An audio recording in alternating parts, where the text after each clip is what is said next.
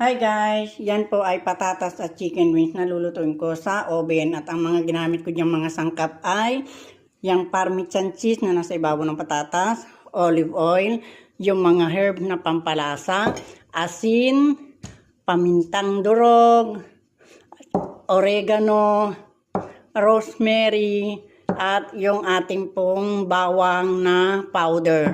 At syempre, ang paprika. At ginamitan ko rin po ng kalahating lemon na ikinatas ko po doon sa chicken wing.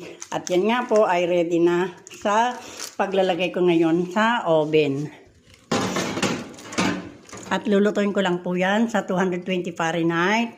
At syempre sa 45 minutes. At balikan na lang po natin after 45 minutes.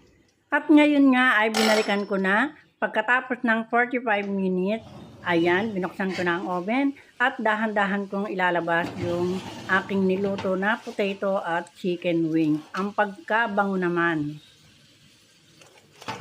Medyo nagugutom-gutom na ako dahil nga pagkabango-bango talaga ng aking nilutong chicken wings and potatoes. At yan, inilagay ko sa ibabaw. At tapos ay sinara ko na ang oven at mainit.